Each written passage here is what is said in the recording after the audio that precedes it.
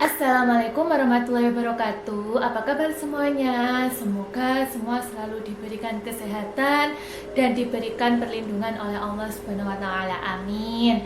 Baik, sebelum kita memulai materi pada pertemuan ke-11 ini, alangkah baiknya kita berdoa terlebih dahulu. Berdoa dimulai.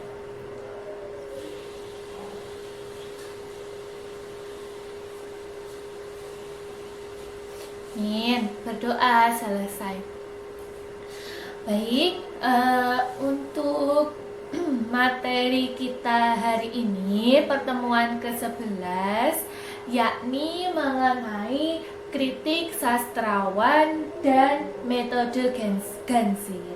Nah, di sini kita mempelajari jenis-jenis dari kritik sastra. Kalau pada pertemuan ke-9 kemarin kan kita mempelajari mengenai kritik akademik dan juga kritik impresionistik. Kemudian pada pertemuan ke-10 kemarin kita juga mempelajari mengenai kritik yudisial dan kritik induktif. Pada hari ini kita mempelajari mengenai kritik sastrawan dan metode Gansir ini. Nah, harapannya teman-teman mahasiswa semua untuk pertemuan sebelumnya mengenai jenis-jenis kritik sastra ini sudah bisa dipahami ya.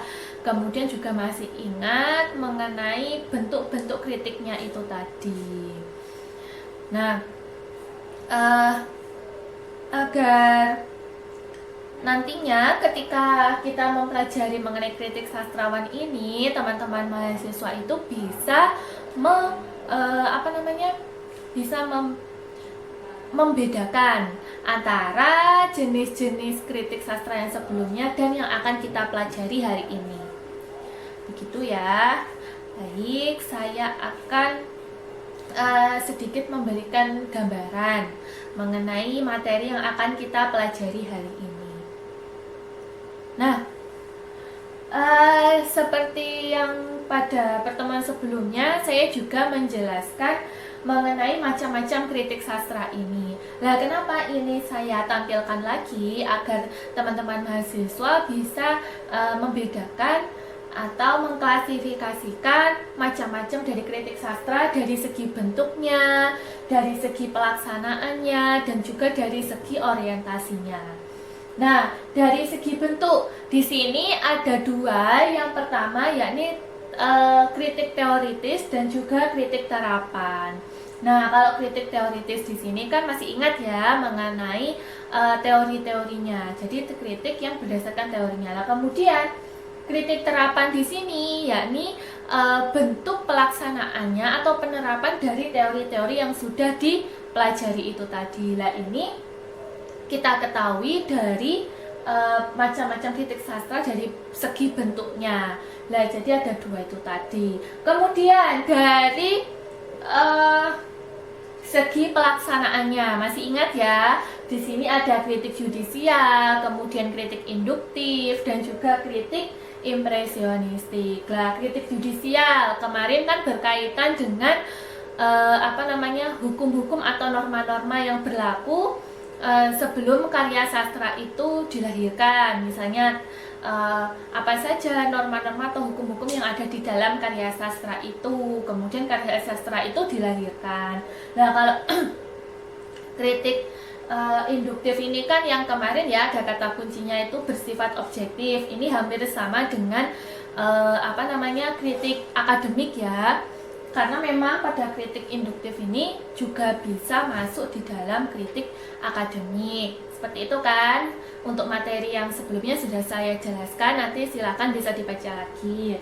Kemudian untuk kritik impresionistik ini lebih ke bentuk kritikan itu yang berupa saran, kemudian pendapat, yang mana kritik ini bersifat subjektif tadi, jadi tidak didukung oleh teori-teori. Tetapi kalau untuk yang contohnya kebalikannya kemarin kan kritik akademik itu didukung oleh teori-teori. Lah itu hampir sama dengan kritik induktif seperti itu. Nah, selanjutnya saya lanjutkan ya. Nah, macam-macam kritik sastra berdasarkan orientasinya. Masih tetap sama seperti minggu lalu. Mengapa saya ingatkan agar teman-teman mahasiswa tetap bisa ingat bagaimana macam-macam yang ada di dalam kritik sastra. Nah, berdasarkan orientasinya, di sini ada 4, kritik mimetik, kritik pragmatik, ekspresif, dan juga kritik objektif. Situ ya. Ini kemarin juga sudah saya jelaskan, nanti bisa dipelajari atau dibaca lagi. Seperti itu. Baik, sekarang kita mencoba masuk di dalam materi kita hari ini, yakni kritik sastrawan. Nah, apa sebenarnya kritik sastrawan ini? Baik, coba kita pelajari bersama-sama apa itu kritik sastrawan. Baik, saya lanjutkan mengenai macam-macam kritik sastra. Nah, macam-macam kritik sastra di sini ternyata kita juga akan mempelajari mengenai kritik sastrawan.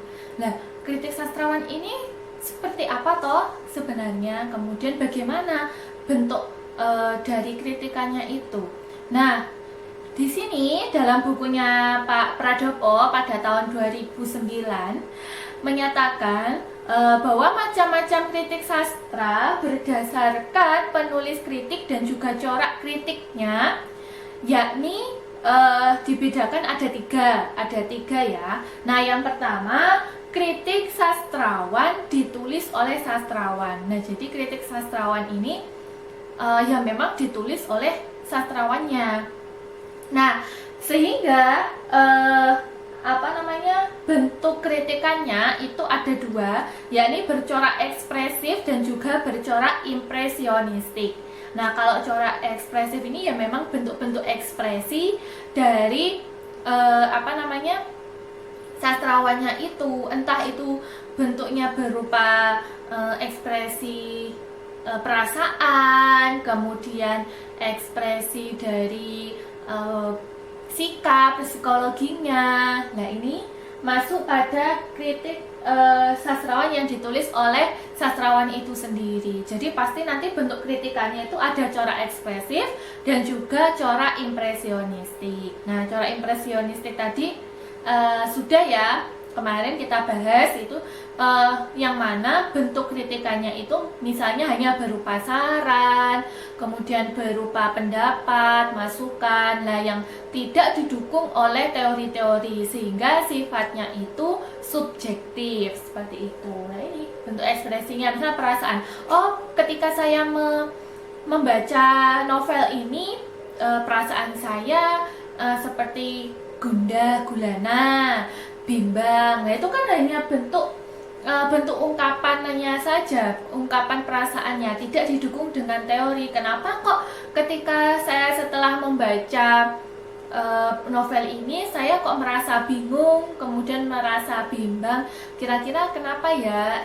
Apa yang mendasari itu? Nah, itu tidak dicari berdasarkan teorinya, sehingga di sini mengapa coraknya itu corak kritik impresionistik, karena tidak didukung oleh teori-teori dan sifatnya itu subjektif, begitu ya.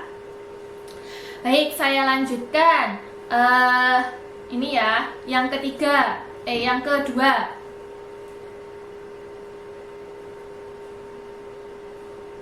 Nah, yang kedua di sini ada kritik umum, yang mana ditulis oleh umum. Kritikus ini tidak terkenal sebagai sastrawan atau tokoh sastra akademik. Lah, kritik umum di sini ya orang yang memberikan kritikan yang mana mereka itu orang umum. Jadi ya orang, baik itu orang dari profesi mana saja, kemudian orang yang bidang ahli ilmu yang lain. Nah, di situ orang-orang yang memberikan kritikan terhadap karya sastra itu masuk dalam kritik umum, yang mana itu bukan seorang kritikus atau bukan dari tokoh sastra akademik. Nah, kalau sastra akademik kemarin kan sudah saya jelaskan ya, itu bisa misalnya seorang ahli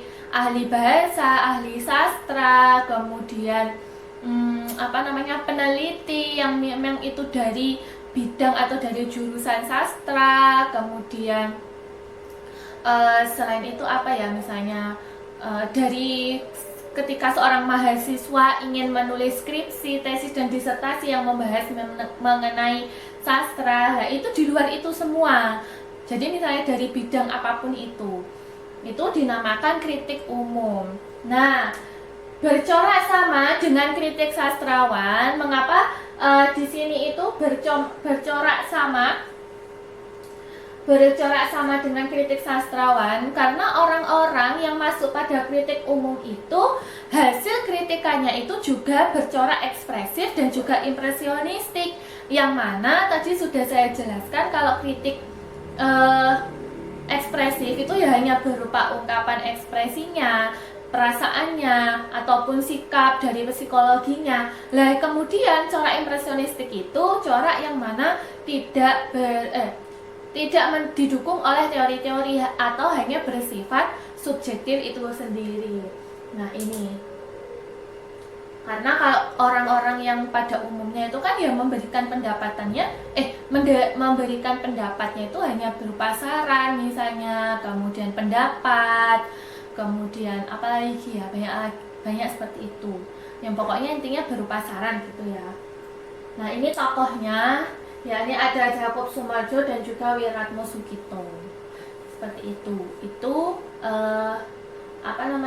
kritik umum ya. Ini macam kritik yang kritik sastra berdasarkan penulis kritik dan juga corak kritiknya.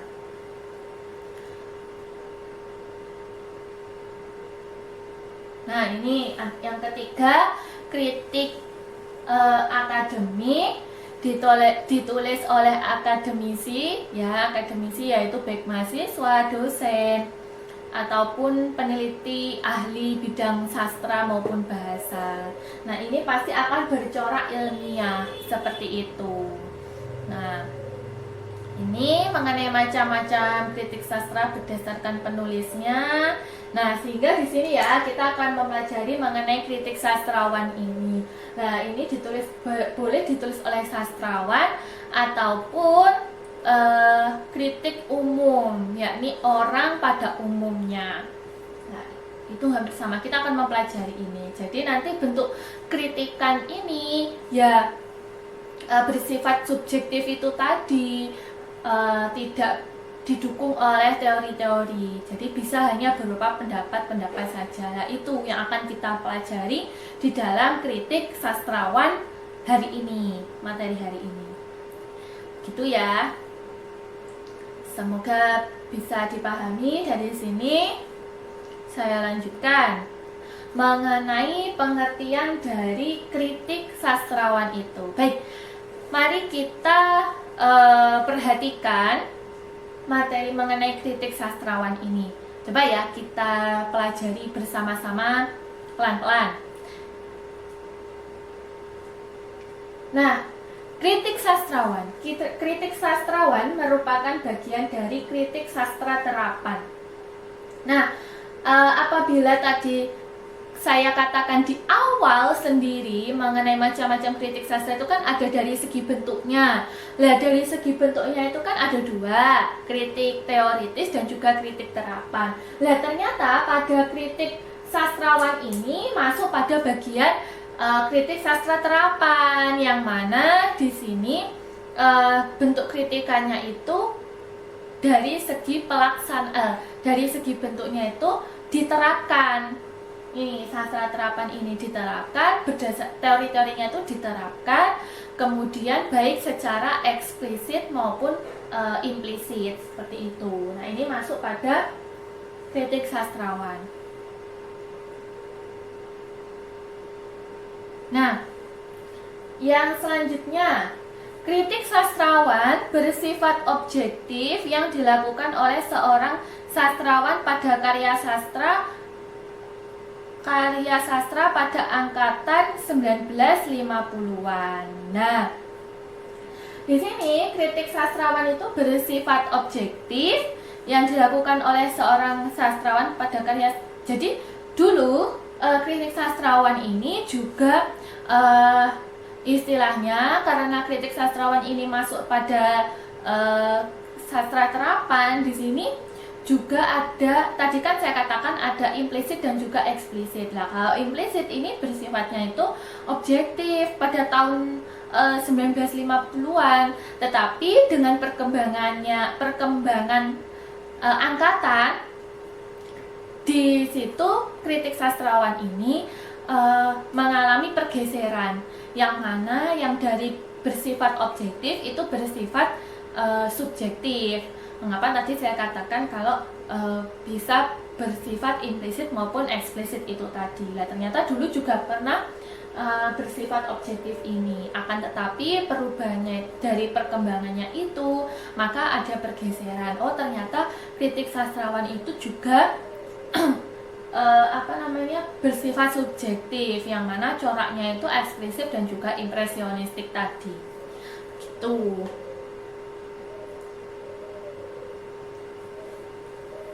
Lanjut ya, ini masih masuk pada pengertian kritik sastrawan. Nah, kritik ini mengulas mengenai pembicaraan sastra Indonesia secara umum dengan menunjukkan penilaian yang secara umum dan tidak mendalam. Nah, ini dia yang mengapa saya katakan tadi ini memiliki corak ekspresif dan juga impresionistik. Nah, tadi kan mengapa itu masuk ini, karena ini loh menunjukkan penilaian yang secara umum. Secara umum ini kan ya penilaian yang pada umumnya, oh, karya sastra itu bagus, karya sastra itu menarik, saya mudah memahaminya, atau saya sulit memahaminya. Nah, itu kan bentuk-bentuk penilaian secara umum dan tidak mendalam. Jadi ketika memberikan kritikan, misalnya, oh, karya sastra itu menarik bagi saya, tapi apa indikator menarik itu tidak dilihat. Indikatornya itu tidak dilihat. Apa saja dikatakan menarik, dikatakan mudah dipahami, itu apa, itu tidak ada indikatornya, sehingga di sini tidak mendalam bentuk kritikan yang ingin disampaikan. Nah, kecuali kalau misalnya itu bentuk kritikannya itu, penilaiannya itu secara mendalam, itu pasti akan ada indikatornya, bahkan tujuan mengapa penilaian itu saya berikan, bahkan kemudian nanti manfaatnya. Oh, manfaat setelah saya membaca karya sastra itu ini indikatornya A, B, C. Nah, seperti itu. Itu baru nanti bisa dikatakan penilaian yang dilakukan secara mendalam. Tetapi pada ini, kritik ini hanya mengulas mengenai pembicaraan itu sastra Indonesia itu secara umum saja. Seperti itu. Ya, semoga sampai sini bisa dipahami. Yang selanjutnya, kritik ini dapat diterapkan dengan pengulasan biografi pengarang. Nah, ternyata di sini juga bisa kritik ini dilihat itu dari biografi atau histori dari seorang pengarang itu, baik itu dari tanggal lahir, asal daerah ya, pendidikan, karir, buku-buku yang dihasilkan. Nah, itu ternyata bisa dilihat dari situ.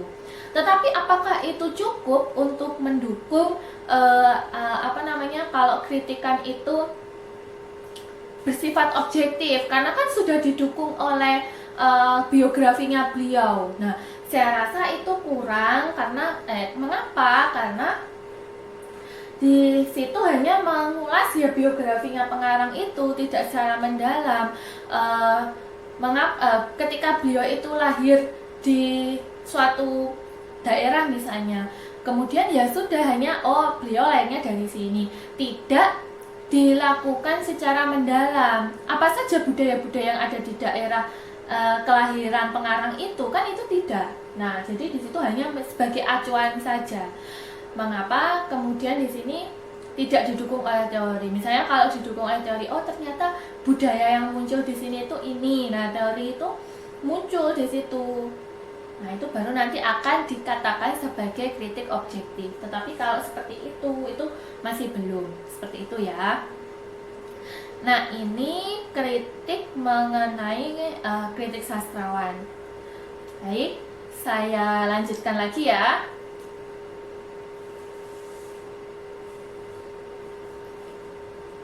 Nah, ini masih masuk pada pengertian dari kritik sastrawan ya.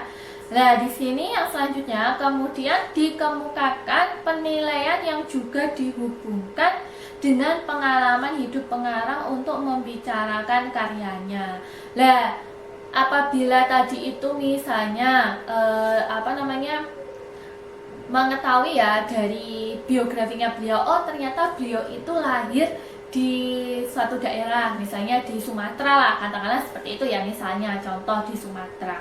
Nah kemudian oh orang Sumatera mereka tuh hanya memberikan pendapatnya, oh orang Sumatera itu budayanya seperti ini. Nah budaya yang disebutkan itu tidak didukung oleh teori, tetapi hanya pengalaman hidupnya itu, oh beliau itu lahir di Sumatera sehingga hasil karyanya itu ya seperti ini. Nah itu kan hanya pengaitan, dihubungkan antara pengalaman hidupnya itu untuk membicarakan karya yang dihasilkan seperti itu. Jadi hanya ya orang Sumatera itu gaya bahasa yang dimunculkan di dalam karya sastranya itu seperti ini ya. Nah itu kan hanya menghubungkan antara biografi pengarang dengan karya yang dihasilkan itu tadi, seperti itu. Kemudian yang terakhir, setelah itu karya sastra itu dikritisi dengan orientasi ekspresif, ya kan? Masih masuk kan yang tadi corak mengenai kritik sastrawan tadi, ada corak ekspresif dan juga corak impresionistik. Lah ujung-ujungnya kritik sastrawan ini dikritisi dengan orientasi ekspresif. Jadi hanya ya bentuk ekspresinya saja. Oh begini ya ternyata kritik seorang pengarang dari Sumatera misalnya, gaya bahasanya seperti ini. Sudah begitu, hanya mengaitkan pengalaman hidupnya dengan karya yang dihasilkan tanpa didukung oleh teori-teori tertentu. Jadi hanya bentuk ekspresi. Ya saya paham dengan gaya bahasanya itu. Jadi ini ujung-ujungnya itu hanya berorientasi pada ekspresifnya saja. Seperti itu ya. Dari sini bisa harapannya bisa dipahami bagaimana jenis-jenis kritik sastra ini ya. Dari yang pertama sekali itu ini saya lanjutkan ya.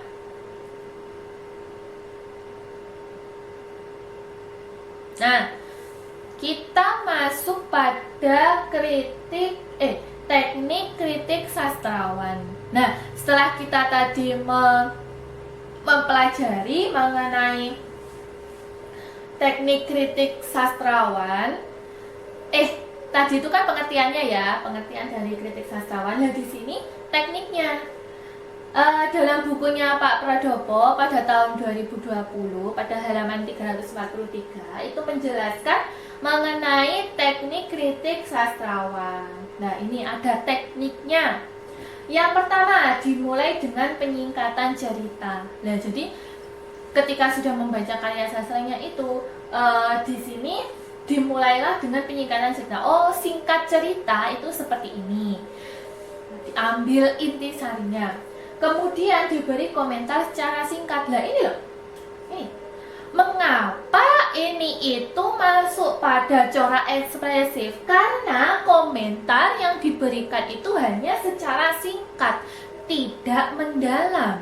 Nah, ketika saran, komentar, pendapat itu hanya diberikan secara singkat, otomatis bentuk kritikannya itu kan tidak mendalam, tidak didukung oleh teori. Jadi kalau didukung oleh teori kan pasti bentuk komentarnya itu akan mendalam. Oh mengapa, oh bagaimana, kenapa, itu kan pasti akan muncul pertanyaan-pertanyaan itu. Lah itu bisa dikatakan bahwa bentuk kritikannya itu secara mendalam. Tetapi di sini tidak dikatakan tidak mendalam karena bentuk komentarnya itu hanya secara singkat. Seperti itu ya.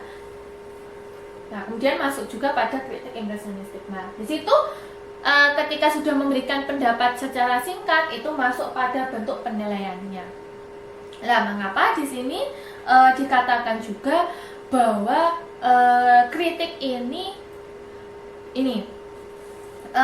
kritik ini tuh tidak memberikan penilaian itu secara langsung. Jadi tidak memberikan penilaian secara langsung, hanya singkat-singkatnya saja seperti itu. Atau tidak mengadilinya itu secara langsung, itu tidak di sini. Gitu. Jadi penilaiannya itu ya hanya itu komentar yang sedikit itu tadi, atau komentar yang secara singkat itu.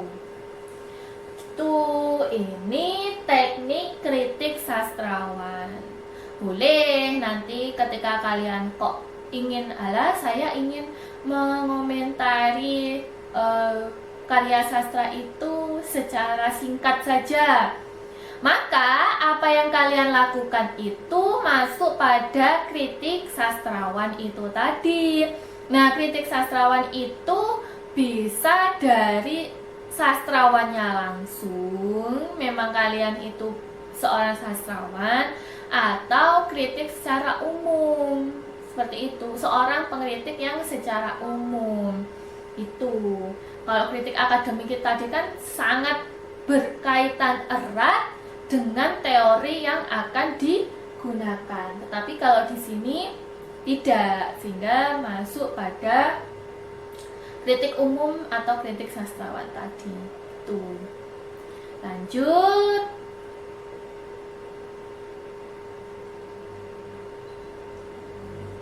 Nah,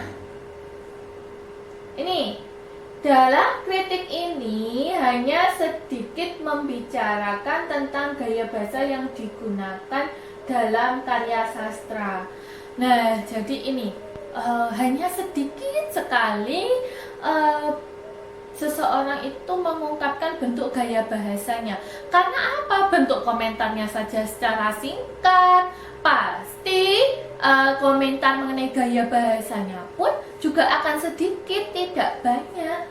Nah, ini tidak menilai sama sedikit pun mengenai segi struktur. Ya toh, ini ujung-ujungnya tidak menilai sama sedikit pun mengenai segi strukturnya.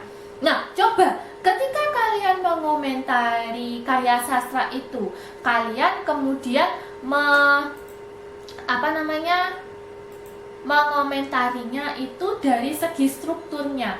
Nah, ketika sudah melibatkan itu, maka bentuk kritikan kalian itu objektif karena didukung oleh teori struktur apa saja, misalnya struktur intrinsik, kemudian struktur ekstrinsik. Nah, itu kan sudah teori toh. Kalau kalian itu melakukan kritikannya itu menggunakan teori itu, maka itu disebut kritik akademik, kritik induktif itu tadi. Tetapi kalau di sini karena tidak didukung oleh teori, maka tidak menilainya itu dari segi strukturnya, begitu ya. Ini di sini. Nah, ini dari sini, ini bentuk alurnya bisa dipahami ya. Dalam kritiknya itu gaya bahasanya itu hanya sedikit yang diungkapkan. Sehingga bentuk penilaiannya pun juga tidak didasarkan dari segi strukturnya. Gitu, saya lanjutkan ya. Nah, sekarang kita masuk pada metode Ganzet. Apa toh metode Ganzet di sini? Nah, mungkin ini merupakan kata baru seperti maksudnya mungkin ada yang baru mendengar atau ada yang baru tahu, bahkan mungkin ada beberapa yang sudah tahu begitu ya. Nah, sebelum kita mempelajari mengenai metode Ganzit ini secara mendalam, di sini saya memberikan indikator. Indikator di sini kompetensi yang dicapai. Jadi apa toh kira-kira nanti tujuan dari teman-teman mahasiswa itu mempelajari mengenai metode Ganzit ini. Lah, capaiannya itu apa? Yang pertama, mahasiswa mampu menulis kajian kritik sastra dengan metode Ganzit pada karya sastra pilihan sesuai kekinian. Kemudian yang kedua, mahasiswa mampu berbicara hasil kajian kritik sastra dengan metode Ganzit mengenai karya sastra pilihan sesuai kekinian. Nah, ini jadi harapannya ketika nanti kalian mempelajari metode ini, yang pertama kalian tuh bisa menuliskan kajian kritiknya itu dengan menggunakan metode ini. Selain itu, kalian tuh juga bisa berbicara banyak mengenai kritikan kalian itu dengan menggunakan metode ini. Jadi kalian menulis, selain itu juga kalian bisa mengungkapkan atau berbicara mengenai kritikannya itu berdasarkan metode ini. Itu harapan atau kompetensi yang dicapai, harapan yang ingin dicapai. Gitu ya. Ini ada 2.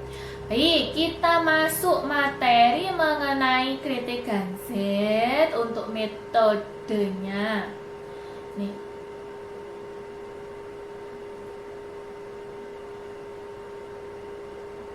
Baik. Yang pertama, kritik Ganzit mengacu pada totalitas yang terbentuk dari kesatuan elemen yang akan membentuk kualitas baru.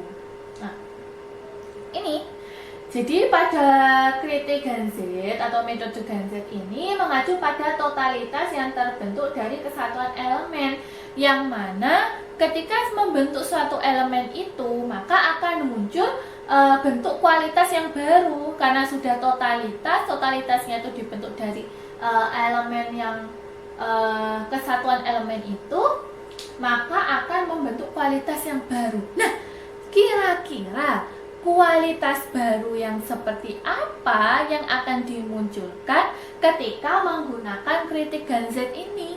Coba perhatikan. Nih.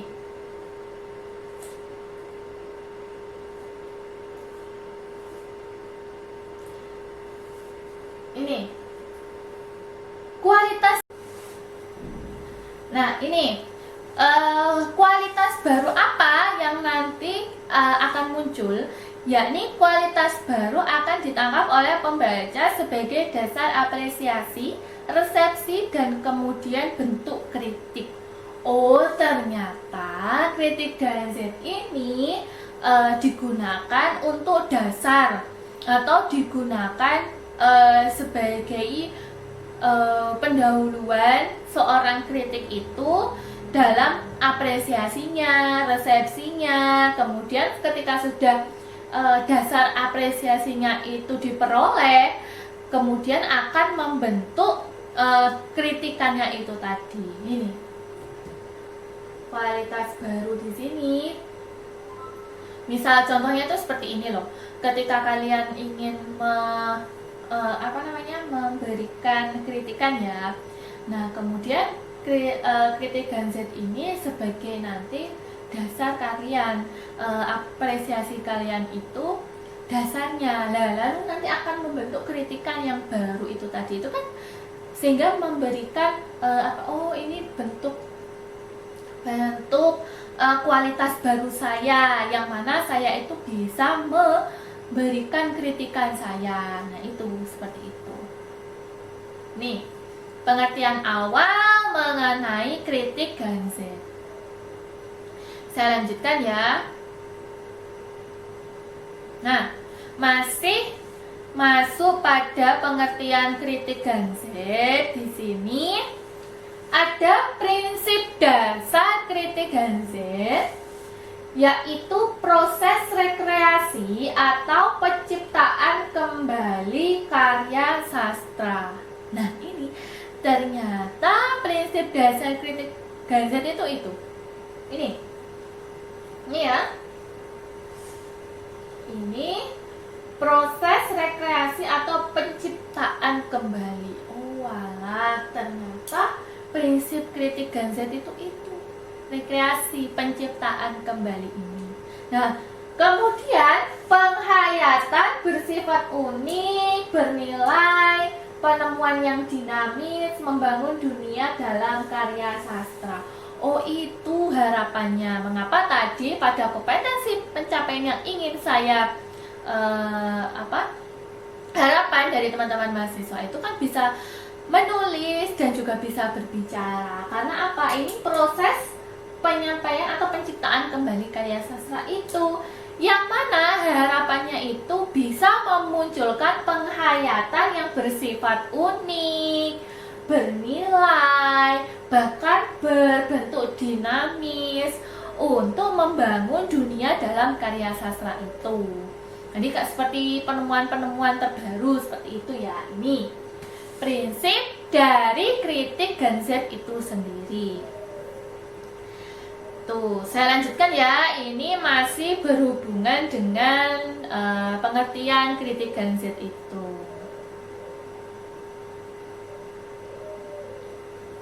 Nah, ini kritik sastra dengan metode Ganzet yaitu melihat karya sastra sebagai keseluruhan. Jadi kalau tadi itu kan di kritik sastrawan itu hanya secara singkat, di sini melihat karya sastra itu secara keseluruhan. Jadi sebagai keseluruhan, kalau itu karya sastra secara utuh seperti itu, melihatnya itu dari situ. Nah, ini merupakan kritik sastra dengan metode Ganzet itu.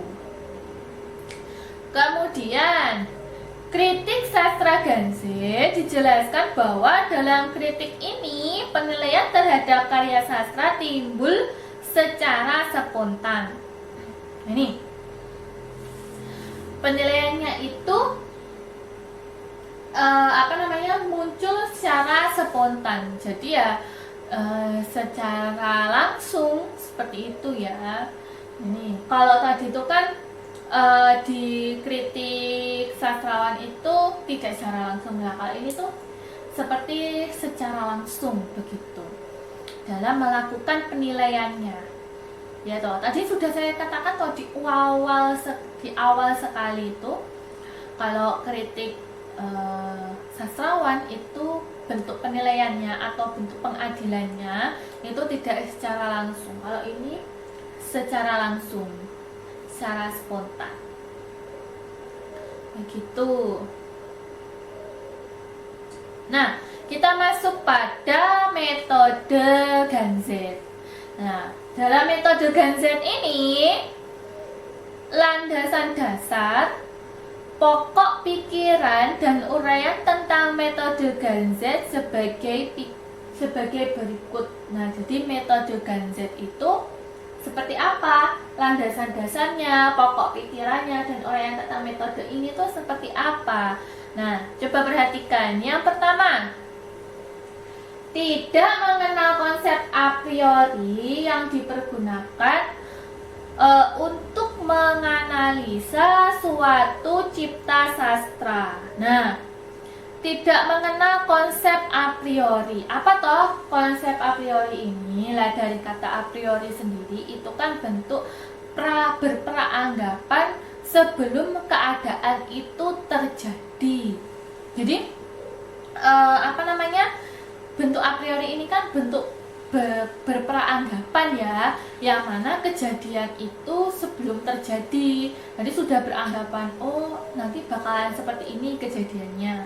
Nah, ini itu tidak mengenal seperti itu. Jadi tidak mengenal mengenai konsep a priori itu tadi, yang mana konsep bentuk prasangka yang mana kejadian itu belum terjadi sebelumnya. Nah, ini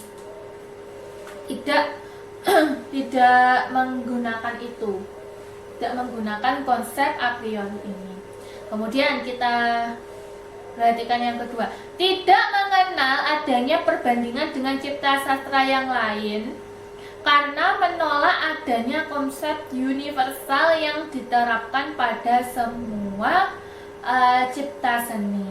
Nah, landasan dasar dari metode Gen Z ini, apabila kita kembalikan pada pengertian di awal mengenai kritik Gen Z tadi, kan tadi sudah dijelaskan bahwa ini bentuk untuk mengetahui karya sastra itu secara keseluruhan, sehingga tidak mengenal kedua hal ini.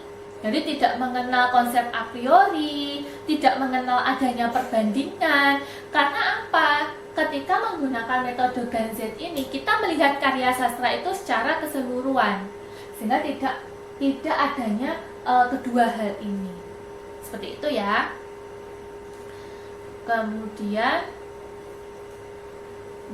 sehingga prinsip mekanisme Gen Z itu posisi pemahaman karya sebagai langkah awal kritik. Jadi ketika kalian memahami karya sastra itu secara keseluruhan, itu sebagai bentuk awal untuk langkah kritik. Jadi sebagai langkah awal kritik itu tadi. Kemudian menentukan titik yang berhubungan dengan prinsip Gen Z. Tadi prinsipnya apa saja sudah saya jelaskan di awal. Mana yang sesuai dan dapat diterapkan dalam karya yang dipahaminya tadi. Ini prinsip mekanisme Gen Z itu. Tadi prinsipnya, landasannya sudah saya jelaskan di awal. Kemudian nanti ini, kenapa prinsip itu? Karena posisi pemahaman karya sastra itu sebagai langkah awal untuk melakukan kritik itu tadi. Seperti itu. Ini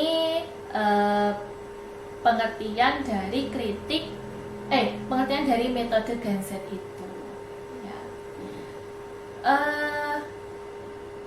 Ini penjelasan materi dari saya.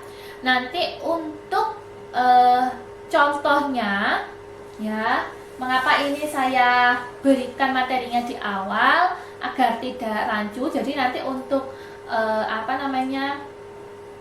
untuk contohnya nanti akan saya tampilkan setelah menjelaskan materi ini, ya, materi kritik sastrawan dan juga. Baik, demikian materi kita hari ini mengenai kritik sastrawan dan metode Gen Z. Untuk nanti apabila ada pertanyaan mengenai materi kita hari ini, nanti bisa dituliskan di kolom komentar YouTube PBI Unug Blitar, atau nanti bisa langsung dituliskan di di grup mata kuliah ya, agar nanti lebih lebih mudah ketika nanti saya akan menjawab pertanyaan dan juga berdiskusi bersama. Seperti itu ya. Baik, terima kasih banyak. Semoga apa yang kita pelajari hari ini bisa bermanfaat bagi kita semua. Mohon maaf apabila ada salah kata maupun perbuatan dari saya. Terima kasih, saya akhiri. Wabillahi taufik wal hidayah. Wassalamualaikum warahmatullahi wabarakatuh.